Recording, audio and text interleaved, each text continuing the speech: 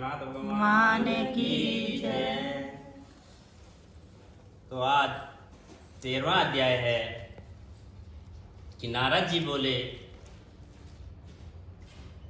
दैत्यों के तीक्ष्ण प्रहारों से व्याकुल देवता इधर उधर भागने लगे। तब इंद्र आदि को इस प्रकार भयभीत देखकर गरुड़ पर चढ़े और भगवान युद्ध में आगे बढ़े और उन्होंने अपना सराड़ नामक धनुष उठाकर बड़े जोर से टंकोर किया और त्रिलोकी शब्दित हो गए।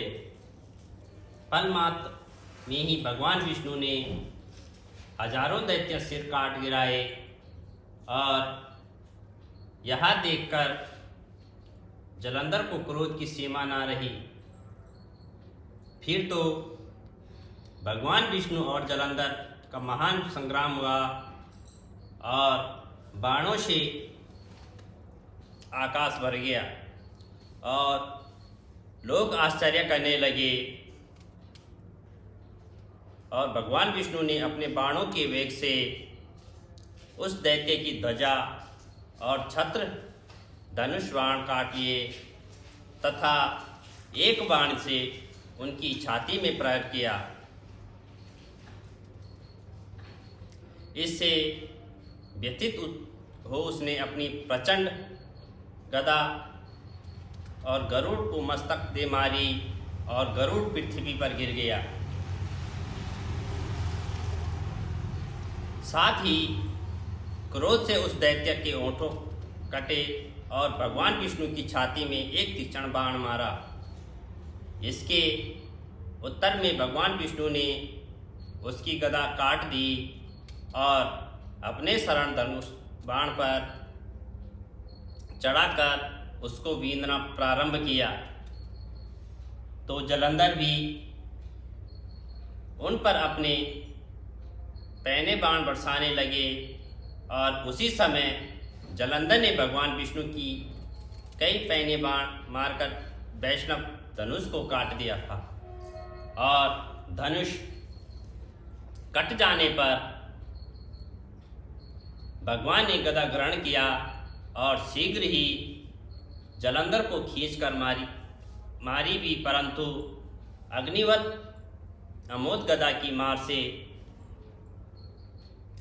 से भी वह चलायमान न हुआ और मंदोमंद हाथी के समान उसे यानी गदा की मार को फूल की माला ही जाना और साथ ही उस युद्ध दुर्गम ने ही अत्यंत क्रुद्ध होकर एक अग्निमुख त्रिशूल उठाकर भगवान विष्णु पर छोड़ दिया।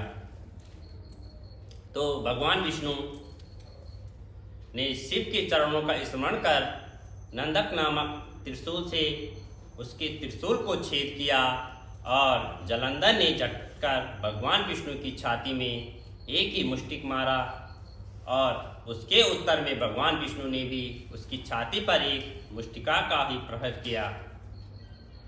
फिर दोनों घुटने टेक कर बाहों और मुष्टकों से बाहु युद्ध करने लगे और कितनी ही देर तक भगवान विष्णु उनके साथ युद्ध करते रहे और वह कुछ शर्मित से हो गए। तब सर्वश्रेष्ठ मायावी भगवान उस दैत्य राज्य से मेघवाणी से बोले कि हे रण दुर्गम दैत्या, श्रेष्ठ तू धन्य है जो इस महायुद्ध में इतने बड़े बड़े अहिध्यों से भी भयभीत ना हुआ। तेरे इस युद्ध से मैं बड़ा प्रसन्न हूँ।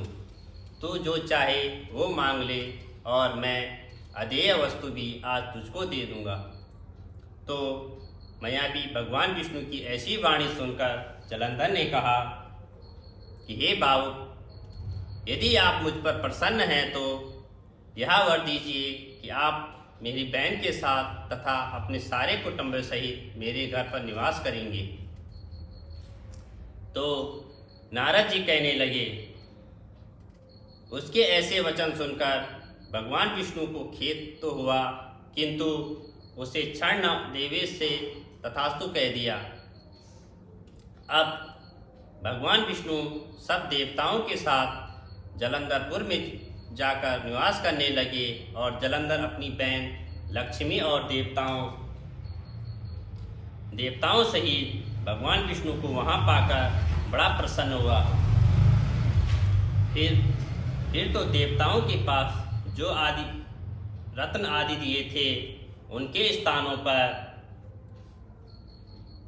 दैत्य को स्थापित कर जलंधर पृथ्वी पर आ गया और निशुंभ को पाताल में स्थापित कर दिया और देव, दानव, यज्ञ और गंधर्व, सर्प, राक्षस, मनुष्य आदि सबको अपना वशवर्ती बनाकर त्रिभुवन पर शासन करने लगा और उससे धर्मानुसार सुपुत्रों के समान प्रजा का पालन किया और उसके धर्म राज्य में सभी सुखी थे। वो लक्ष्मीनारायण भगवान की जय, काशी विश्वनाथ भगवान।